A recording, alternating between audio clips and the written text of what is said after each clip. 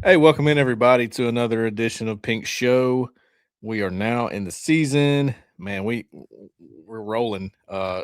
Wednesday as I'm recording this right after I'm just getting home from Auburn fall camp, the first fall camp practice under Alex Golish, and we've been running like crazy past couple days with interviews with Golish and Joel Gordon, DJ Durkin, and then of course seeing practice. Same window we always get at practice, so nothing crazy. We did have somebody ask on the board. I thought Freeze was giving y'all like full practices. Well, he did a few times. That was more year three. Maybe things were getting a little more lax in year three. It's possible that's why we were getting full practices at times. I don't think these cats are going to roll that way.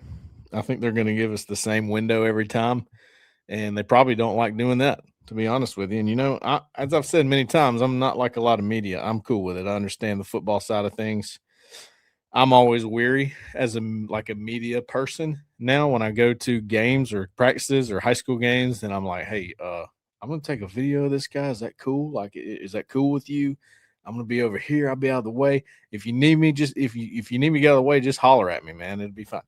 So I'm always weary of it anyway. I get it. Maybe there's some strategy to that. I don't think Alabama's always had great media access. I don't think Georgia's always had great media access. Maybe there's something to that. I don't know. But on this show today, I do want to talk about some of the things I saw at practice, some of my thoughts on it. Not necessarily news, but what I'm seeing, what I'm hearing. I've had a lot of discussions lately with insiders, with um, outsiders. I really this year I've dug a little deeper into talking to people outside the program just to try to get a bigger view of things because I don't want to get burned again. If I'm being completely honest, I'm tired of getting burned. I've done this job for 5 years. August 1st was my fifth year with On Three, and I started the day that On Three started. I started with On Three. I had never done coverage. That was new to me. I'm all about being transparent here. I ain't trying to act like I'm this guy that came up in school and I did all the writing and learned how to do that. No, man, I had a thing. I did pretty good football. Understand football. Knew how to talk about it. When it comes to observing all this stuff, I just do it my way. Okay, and talking to outsiders is what has helped me get a better understanding and not go too far with a prediction or not go too far with a here's what I think the record's going to be, or this guy's going to be good for sure, or whatever.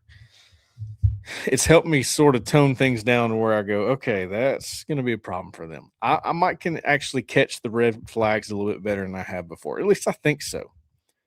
But you know what? I hope I'm wrong. I hope when I try to point these things out that they prove me wrong. I want that more than anything. I want that more than anything. So let's get into some practice notes. It's going to be sort of a review if you read my practice report, but I'll add some things here and there. There'll be some new information as well. Just a couple of notes from the practice. Christian Neptune and Sylvester Smith Reed. His name is Sylvester Smith Reed. Now, they were in orange, but they were participants, so I think that's just cautionary. Nothing crazy there. They're going to play. They're not hurt so bad that they're not practicing. They're practicing. I just think they're limited on contact. And I didn't. I was talking to someone later, just giving them the rundown of the practice, and they were like, everything I was telling them, I was like, yeah, man, they did this, whatever. He goes, were they in pads? I had to think for a second. I even pulled out my phone and looked back at a picture, like, oh no, they weren't. They weren't pads. I just thought they were because they were going pretty hard on everything. And I think these days they have, some kind of whatever extra padding that they wear even when they don't go full pads so that they can do a little bit of contact when they're not in full pads or not in shells or whatever. But they were getting after it, and it was mostly dummy work where they're going against a sled or going under the chute or somebody's holding a dummy. But very intense to the point where, offensive linemen are going through the chute and you can hear Parker Ball, who is an assistant offensive line coach, screaming, man, that's just not going to cut it. It's not going to cut it. It's not physical enough. and making them redo it. Reload. So many reloads. That ain't gonna work. Stop where you're at. You don't stop until you hear my whistle. This kind of stuff. Vontrell King Williams, heard him say that because I was near them, even though I only really looked at the offense on Wednesday. Again, offensive line, man. It's the coaches. It's all of the coaches. I don't see Chris Kapovich out there as much. I think he's more of a recruiter, possibly. But Tyler Hannick, Coach Hoodie, Parker Ball, and Micah James, they all have their own little stations. I mean, they're very efficient on the offensive line. They get a lot done in drill work. So I think that's pretty cool. Watch them picking up twists in the run game, which is something that's a little more rare that happens. You can really get a defense out of sorts if you catch them in a twist in the run game and you actually know what you're doing, know how to handle it. That can open up some of those huge gaps that you can drive a Mack truck through. So I like to see them working on that. I thought seeing Cole Best, I saw him in the spring. I've obviously watched all the USF film. Cole Best is trimmed up, man. He's gotten a lot leaner. I really am impressed with how he's reshaped his body a little bit. He's obviously bought in completely to what they're doing, to the workouts, the summer workouts. He did that well, obviously. And I think he's a leader, man. He's got natural leadership about him. There's a couple of guys that exude that. I feel like Keyshawn Singleton does, even though he's not really brought up in that way all that much. I mean, he's a physical specimen. He's a guy that sort of leads by example, but he knows what's going on, and I think he helps that young receiver room a lot. Cody Sigler is another guy. Every time I see him, the way he carries himself, I'm like, yeah, man, that's the leader. That guy's a leader. He just came in from Arkansas State, and before that, he was a D2, West Alabama. So he just has the confidence. He knows he's good. And by all accounts, that guy's going to be good for Auburn. I mean, I've heard it from so many people now, several sources, multiple, more than two, that he is one of the best players on the team, one of the most disruptive guys on defense. He's shot out of a cannon sometimes, and he's getting more consistent about that. So they're just so impressed with what they've seen from him. I noticed on Wednesday there's certain players who I felt like were getting a little extra attention.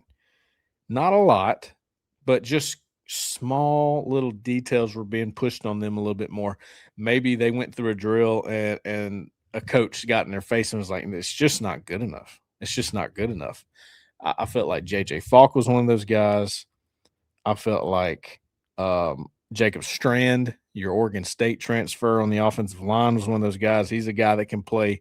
He's only played tackle, left and right tackle at Oregon State, but probably could play a little guard. He's going to need it. These guys that I'm giving you right now, Xavier Newsom, I think he's in that category. I didn't really see the secondary, so I don't know about that group. Linebackers, probably DeMarcus Riddick, if I had to guess. He's been out. They're going to need him. This is not a, hey, we think you're good. You need to step up kind of thing, which, of course, they do. It's you don't have a choice. You will have to help us. You can't go run and hide. You have to help us. For where you sit on the depth chart, what you've been able to do in your career to this point, or what we've seen from you, is enough for us to say, that's it. You have no choice. You contribute for us this year. And I can see that being sort of implemented into a couple of guys like the ones I named. And I think those guys are on the cusp of playing, but because of injuries or because of just lack of depth in general, they're saying to them, it's time. You got no choice. You better figure it out this next couple weeks. So those are the guys I saw on that. Like I said, a lot of cussing. I'm not going to quote everything, but just intensity. I love the intensity from the coaches during those drills. It's very physical, very intentional. It's we're getting a lot of things done really quickly. Something that was interesting to me, I don't remember, and I asked around to make sure I wasn't wrong on this. The officials were part of practices a year ago, and I've seen them there several times, but more so when they were having a scrimmage like day. not for just a day where they're not even in pads. I don't think I've ever seen, and everybody else agreed with me. I don't think I've seen them have officials. Well, today, or excuse me, on Wednesday, they had officials like touchdown, incomplete, in the end zone during routes on air. I mean, they were really like making sure that we know it's a catch, that we know it was a drop, or you didn't get your foot in, whatever. I was like, man, that's another level. That's another level. I mean, even just walking in the facility, I haven't been in the facility in a month or two, maybe a month and a half or whatever since, recruiting sort of came to a close. Boy, is that coming into fruition the more that I go up there and look around. I mean, he's really put his stamp on that place. Um, at least one source that I've talked to thinks that's a good thing. Another source I've talked to thinks that's not such a good thing. Let me explain. So there's an opinion out there that I've heard where it's not possible to have your hands in that much as a college football coach in today's landscape. And this further gives you, um, parallels with Gus Malzahn, where Gus Malzahn was very involved in everything. He kind of had to have it his way. It wasn't his way or the highway necessarily, which I think Golis is more on that side of things, but it was almost a paranoia. Like, if I don't have my hands in this, if I don't have my stamp on this, and it gets away from us, I'm going to feel guilty about it. And for Gus, there was a lot of good that came from that. And then there was a lot that didn't pan out so well, and mostly with the offense. Now, we know that Joel Gordon, I think, has pretty much full autonomy when it comes to play calling. You're not going to see the three guys calling plays or whatever it was, which that's a red flag. Probably should have looked a little more into. Now, I mean, I've seen it done that way, and it wasn't a big deal, but for some reason in Auburn, it can't work. You know how that goes. Typical, right? Something that works other places ain't working at Auburn. But anyway, we know that Gordon's going to have mostly autonomy when it comes to calling the plays. Of course, Golis will put his input in there. He might veto something. That's just how that works. There's nothing crazy about that.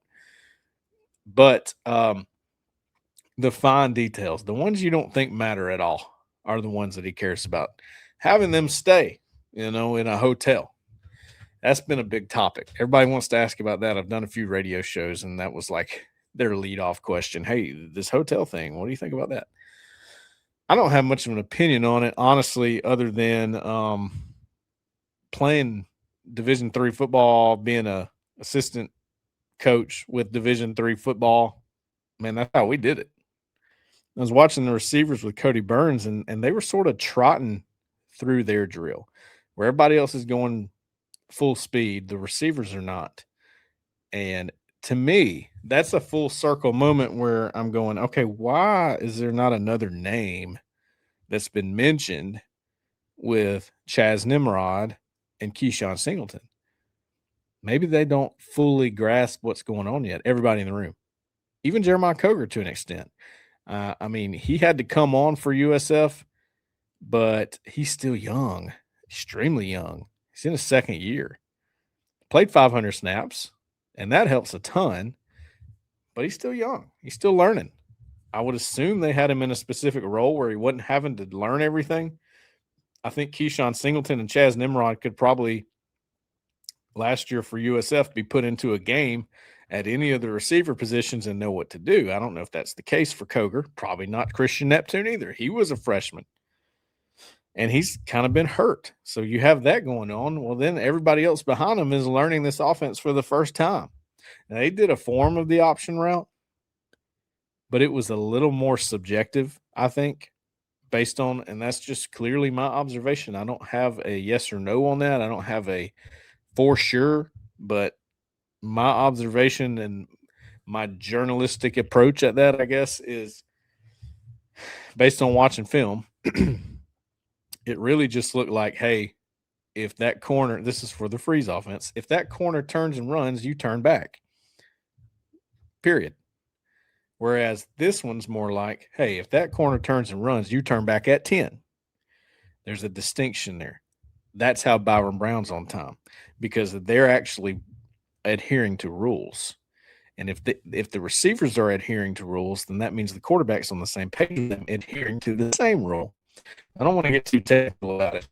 The point is, with in a route like that, which is a big route, it's run a lot for them, probably 20% of the time, maybe more. I would be willing to bet, especially from their passing offense, at least 20%. When you add the rules, it takes longer to understand. There's more to it. It's not so simple. But the idea here is to get it to where, hey, there's not a problem. Every time we do this, it's going to look subjective. It's not going to make the quarterback have to think a lot. It's going to help them get everything dialed in. And the chemistry looks better when you do that. But they're just following rules. See, I was watching Cody Burns, and I saw him doing this, and he had him going about 50 to 75% speed, trotting through it. We're not going full speed. You must understand where to break this route, or we might throw a pick, which you saw so many times with Auburn, with Hugh Freeze when they tried to do that kind of stuff. I think this crew is going to avoid that kind of stuff. They may not be good enough to go and beat somebody head up, but they're going to be smart enough within their scheme to be able to beat somebody. I hope that makes sense because I don't know if I can repeat it. So that's what I noticed from the receivers today. They were on a different speed level than everybody else.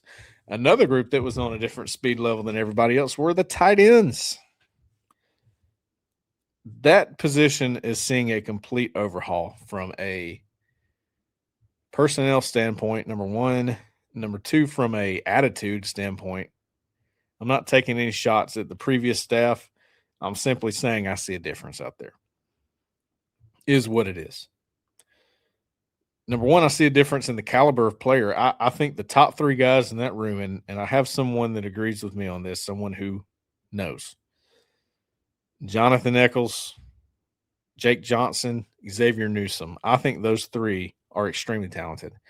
I don't know if Jake Johnson's like a great talent, but he's very, very solid. He's been there. He knows what to do. He's going to be at the top of the room. He's going to help a lot. He can block. He can receive. He can split out. He can do everything. Jonathan Eccles is a specimen. Xavier Tree Newsome is a specimen. Those guys are specimens. And not only that, they move well. And they're out there split out as receivers, and they're catching balls. And I'm going, man, they could probably help out at receiver if you needed them to. They're not fast enough to do some of the things, but they can help. They can create mismatches. But they can also block. I think they're more than physical enough to block. I don't know as much about Newsome. I've seen all I need to see about Eccles. He can do it. He's probably a better blocker than anything. Very good at the H-back position. So that room's pretty talented. That room's talented. But they're also just, man, they got a different attitude. I saw the tight ends for the first time that I've been covering Auburn on the one-man sled. I've never seen that. Maybe it's happened, but I haven't seen it. And that's a D-line thing usually. But they barred it from the D-line during the D-line's drill, by the way. And they were getting cussed at as they were pushing that sled back and forth. Poor DJ Broughton, young DJ Broughton, freshman from Mary G. Montgomery and Sims, Alabama.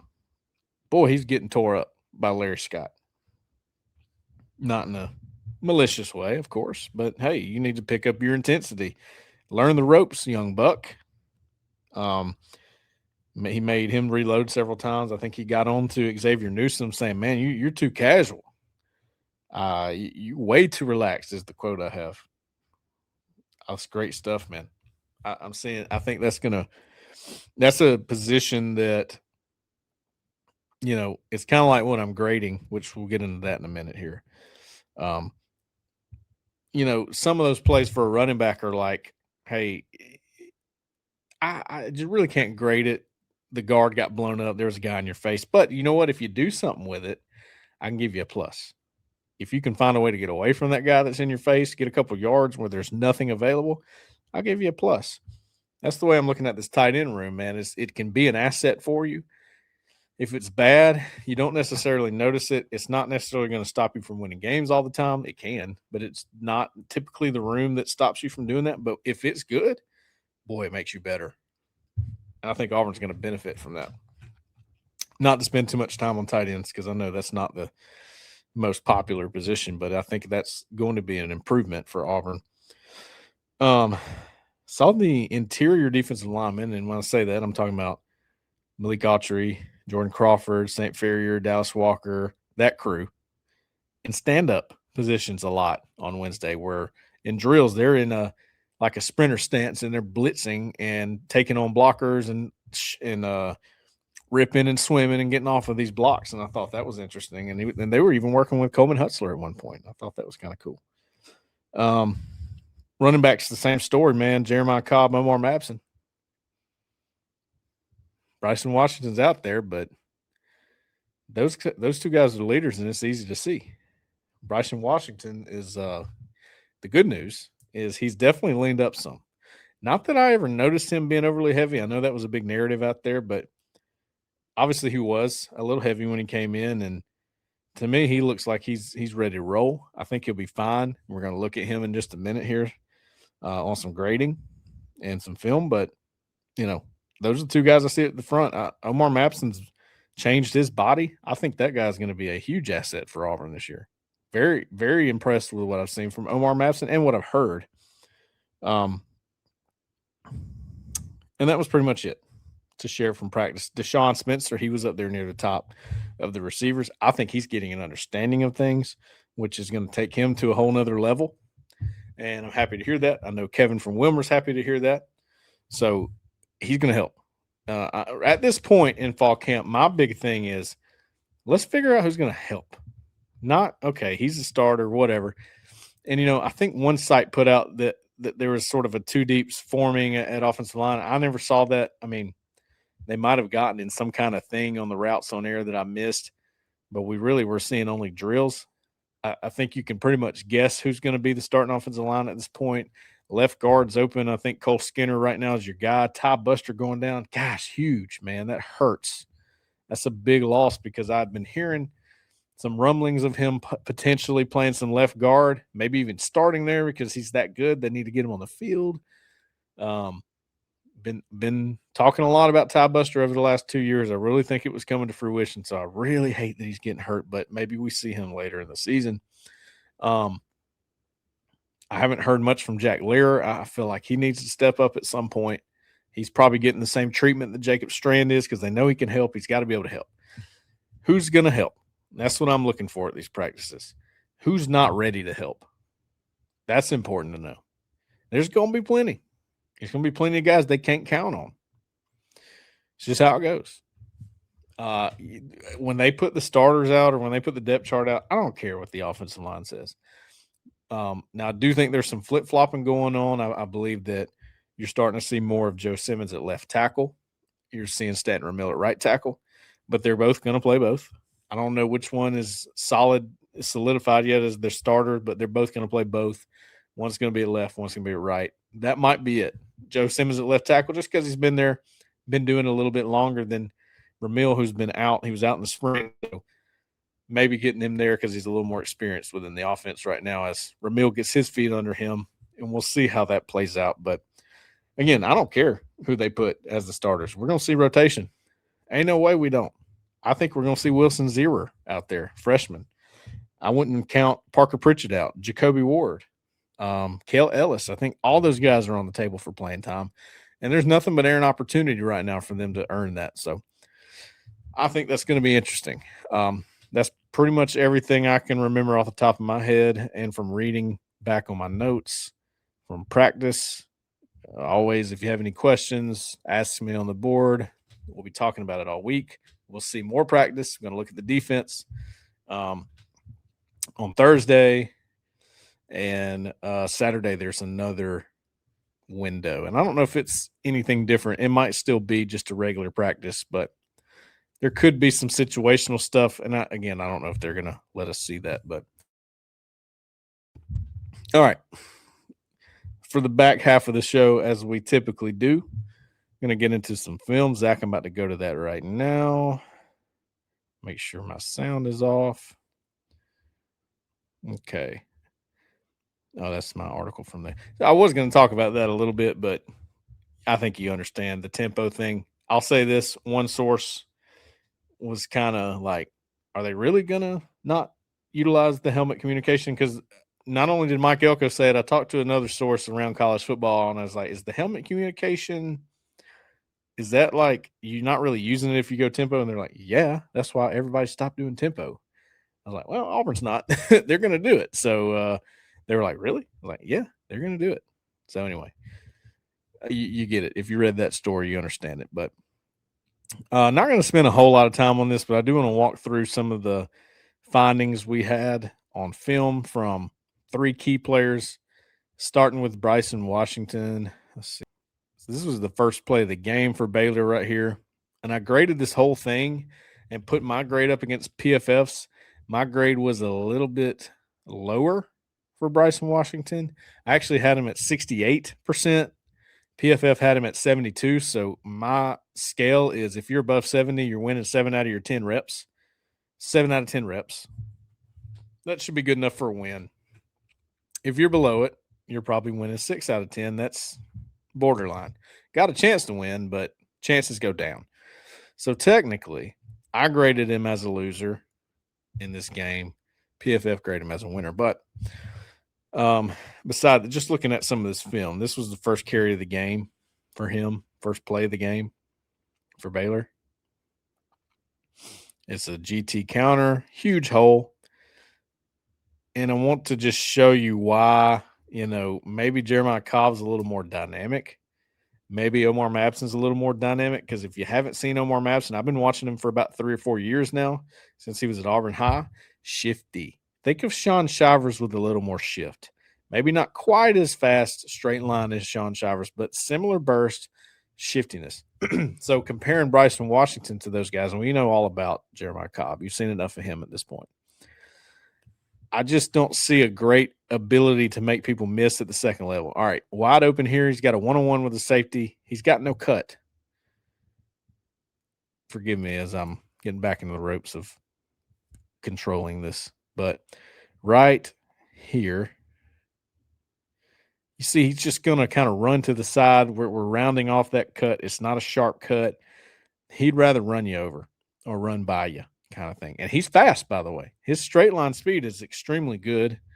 But listening to Larry Porter, I lean in on a lot of things he says, because he's a big time teacher. He's not as much of a yeller. He's more of a let's talk through this, let me teach you kind of thing. And listening to him, I'm like, yeah, extra yards are a big deal. And he's always telling him, man, you had one more cut there. You had one more cut. You needed to make one more guy miss. You had one more cut, whatever, right? So that's why another reason why I think Omar Mabson might be surging ahead of Bryson Washington right now. It's not the craziest thing that could happen, right? All right, here's the yards after contact play. It's the same thing. Look, it doesn't matter. If you can make somebody miss, great. If you can run them over, great. I think the prospects of running somebody over in the SEC are a little lower than maybe in this league. At least that's how they're thinking about it. So another big run here for him. And this was a run that shouldn't have gotten anything.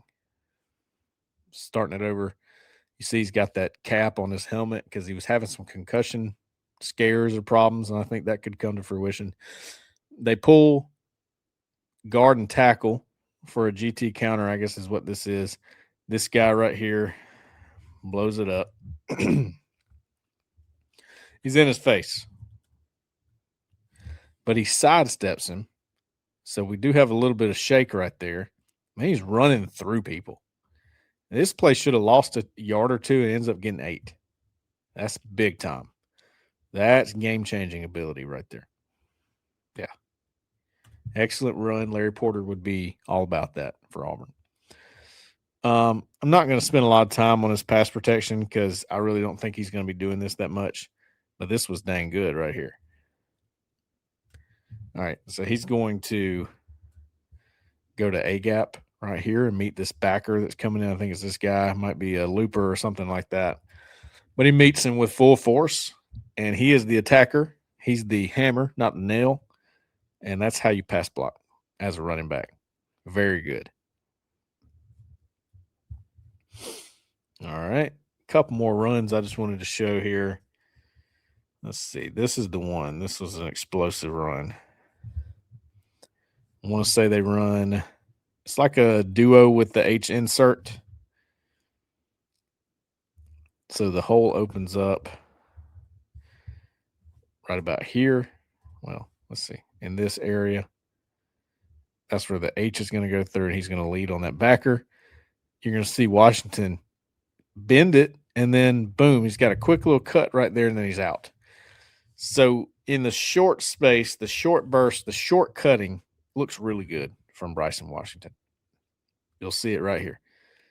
It's very subtle. He slips out. Now watch this. Look at him turning. Boom. That right there is that's reminds you a little bit of the Cam Newton play where he finds an extra gear. When you hear Gary Danielson go, "Oh, he accelerated." Watch. All right, gets by these two guys, and I'm turning onto another gear right there. I'm telling you, this guy has got game-changing explosion. Game-changing explosion. Maybe not making people miss all the time. Probably struggles a little bit with consistency, but game-changing explosion. Let's look at this one. I had a little critique on this one. This is an explosive run, or a big run. I don't know if it was explosive.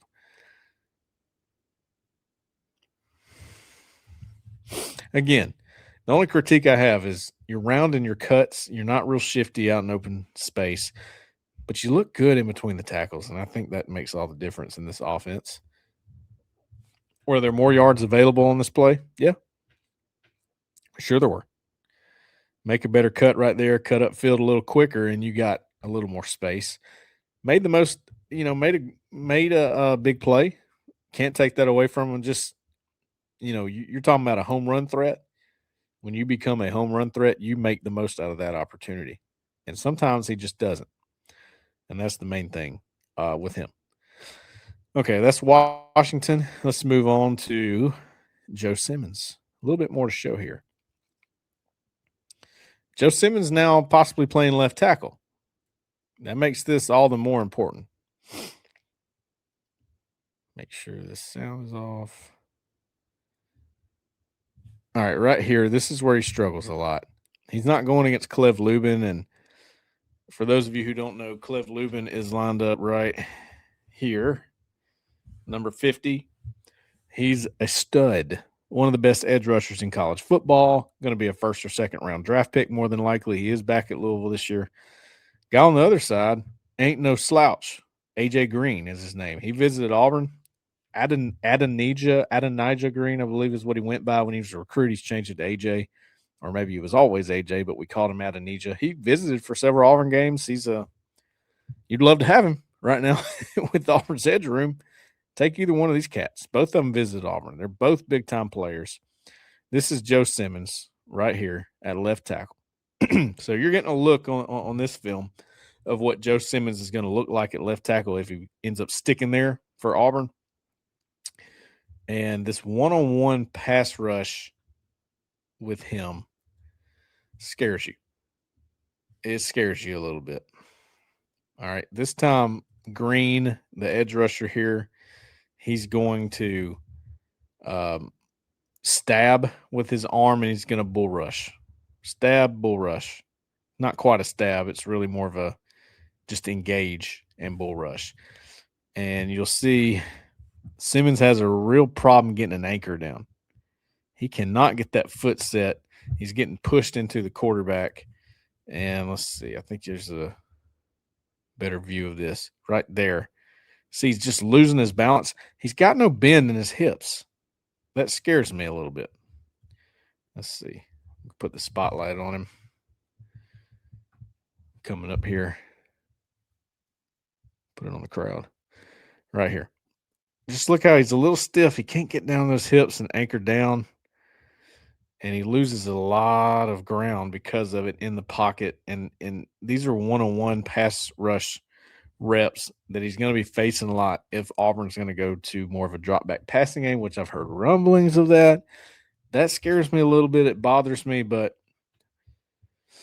you know, it's only because of the talent of the offensive line. I think you can get around that, but how often can you avoid drop back passing? That's the question. It's going to be hard to do. So they're going to have to know how to do it at the end of the day, and they got to have it in their offense. Yeah, everybody does.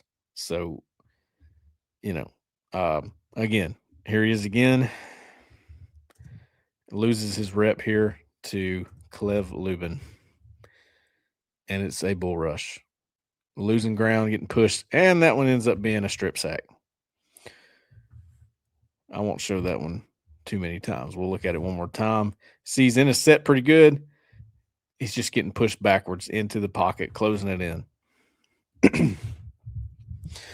And those are dangerous plays, man. Those are game-changing plays. That's where, you you lose games doing things like that. All right. Left tackle. This is a run play. He's going to combo with his guard on this guy, which is the 4-eye or 3 technique. And then he's going to work up to the backer. He's going to snap off. And I think he does a fantastic job with this. All right. Wash, snap, and there he goes. Wash, when I say wash, that means block down on that defensive lineman. Get him out of there. Wash him out, climb, get a hat on the guy. That's all you got to do. And the guy's out of there. Big hole. So, again, I think run blocking from Joe Simmons, love it. I mean, he got an 88% on like 24 run snaps for me. He didn't with PFF. PFF gave him like a 58. I just don't agree with that in the slightest. I agree with my grade. I gave him an 88 on that. Frank Thomas for Nugenics, club loving, according to Jeffrey Lee. That's what we used to call him when he was an Auburn target. This was a good rep. We'll show that. A pretty good rep. Not great, but pretty good. Left tackle. He's going against Adenija or AJ Green. Good edge rusher for Louisville. He goes to the outside shoulder, goes back in. Almost loses it on the rip or the swim back inside, but because he sort of hinged it, which means he did that short step instead of a long step, he kept that inside closed pretty well. I can't slow it down to really explain it, but you'll see he's got short steps outside. Now I'm in better position when you cut inside or when you make a move inside. So not bad there at all. Let's keep moving. Let's see. Another loss to Clev Lubin. Here he is right here, going against Joe Simmons. Bull rush, getting closed into the pocket. Almost got dangerous. Not necessarily his fault on the deflection, but it was closing up fast. Ball doesn't come out fast, then quarterback's in trouble right there. Think you get the idea. We don't have to go through this whole game. I'm not going to. I just wanted to show a little bit of it. I thought this was a high IQ play. I always show those because I think that is what this staff really loves in its offensive linemen. I can't remember why it was. Let me see. Oh, yeah. So it's a play action or an RPO or whatever. So he's actually run blocking in a way, and he's blocking this guy down, and then he pulls back because he knows, I'm getting too far downfield. That'll ruin your night. A guy that keeps going downfield, blocking because he's not paying attention, has no awareness. So I like that he was able to catch himself before he got downfield. No flag. Not that they got a big play off of it, but that was good. I could show a lot more of his run blocking.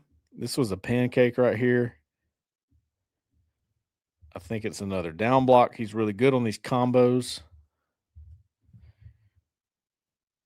Yep. Take him for a ride. Sit down. Don't hold. Very good.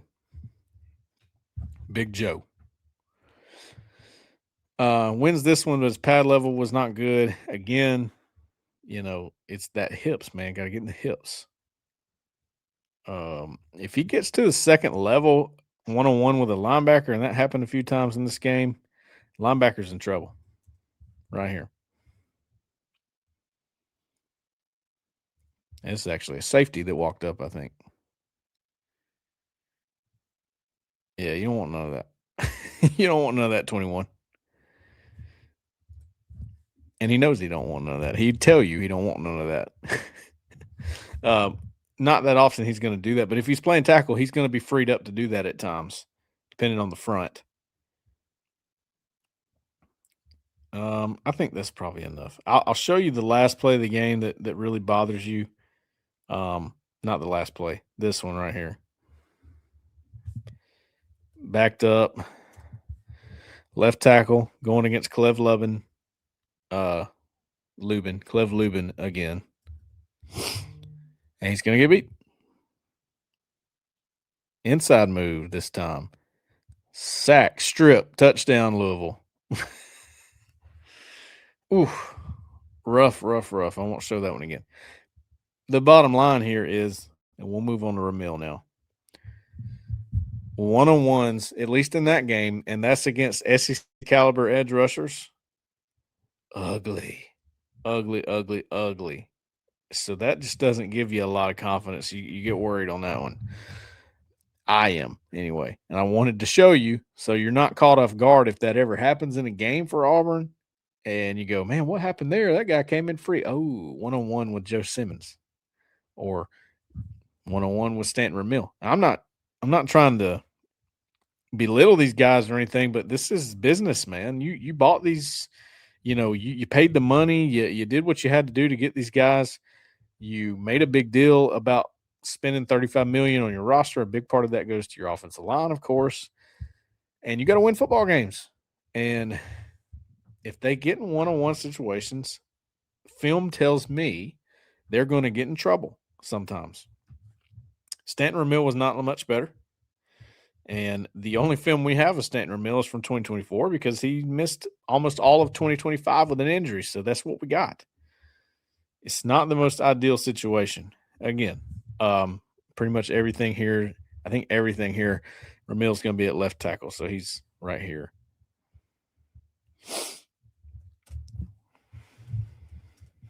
Let's see.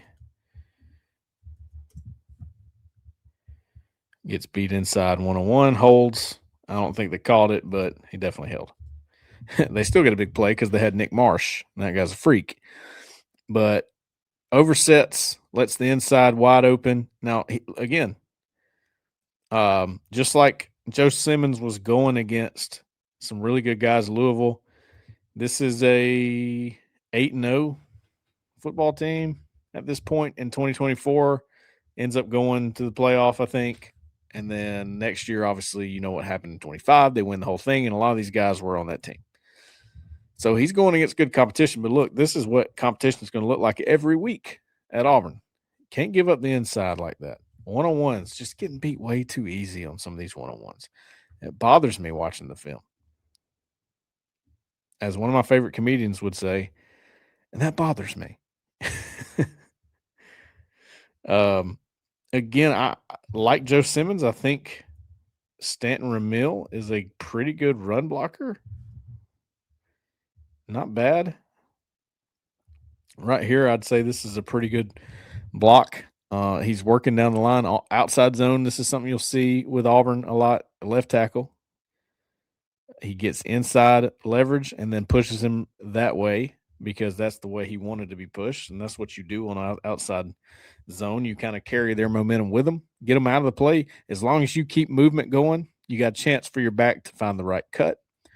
In that case, I don't think they did a whole lot, but he opened it up, and that was a good run block. What else? I know there's a couple more here that were pretty interesting. Down blocks, they all should be able to do that. That's the easiest block there is, usually.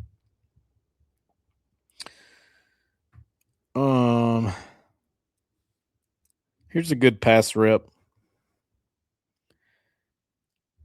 Decent. not great. So left tackle, I'll keep the spotlight on here. Left tackle, he's stemming inside. Let me explain that one a little better. He's stemming with his inside hand to keep that gap closed. Because remember, in these drop protections, he's responsible for B gap and C gap, to the gap to his left and the gap to his right. He can't let that gap open. This is what Auburn did way too much last year. It's why they had guys running free through gaps. Can't let that happen. So he closes it. See if I can pause it right there. See, he's closing it. He's hinging it with his inside arm. And if that guy disappears, he takes the outside guy. If that guy comes with him, he picks him up. And he does. So he picks him up. At least, it's not a great pickup, but what he does is he closed it off, and it gives the quarterback plenty of time.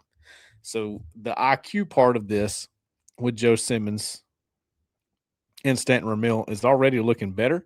It's the one-on-ones where I felt like the guys last year were a little better at that. And it's worrisome. Not much there. Let's see.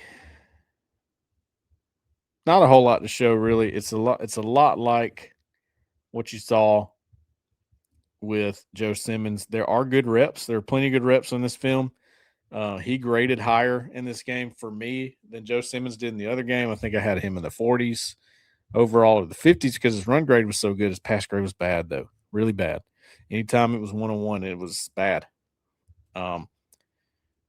This game was a little different for Ramil. He had some really good reps that I thought. Sometimes I think he's a little too passive. I want a little more punch. But again, this was 2 years ago. I think he's gotten stronger. If you watched him get off the bus, you'd go, hey, that guy pretty serious. And I think that's true. I think he's gotten his body a little bit better. He actually does get in his hips pretty well. He's not as stiff as Joe Simmons can be. But you get the picture now. I don't have to show too many reps of this. Of course, everybody on the board here having fun with that. But that's it, really. That's all I wanted to show there. I didn't want to spend too much time on film this week. It was a little bit more, let's talk practice. Let's talk what's going on now. But the film shows you these are the guys they're rolling with, man. These are the guys they're working with. There's no substitute. They're going to start. They're going to play. They're going to rotate, whatever the case. Actually, those three I just showed you are going to be key players. I think Bryson Washington is, even though Mapson's probably got his number right now. But this is what you're working with. And this is why when we talk about, record predictions, matchups, not feeling the greatest on all that stuff, I think they got a long way to go to get that stuff right. But they're going to be better at football. I feel great about that. And I think that's going to buy them a win or two that they weren't getting before. So we'll cut it off there today. If you have any questions about fall camp, please subscribe to Auburn Sports on 3 if you're not already. The board sees this first. If you're watching this on YouTube, you're late. You're late to the party. So come join us there. 75% off as you're watching this. Big time deal. Come join us. The community's great. And you'll learn stuff like this way before you get to video. So appreciate it. Hopefully you learned something today. Hopefully you're getting an idea of what fall camp looks like for Auburn, what the goalish way is, what outsiders think of goalish, what insiders think goalish, the whole gamut, right? Doing the best we can on breaking that down for you to the 10th degree. And hopefully you learn something from it. And we'll be back again next week to talk about that. Probably not going to do as much film. We'll have Alan Head on at some point. So stay with us. Hope you learned something. Catch you next time. Never pass on a playmaker. See you.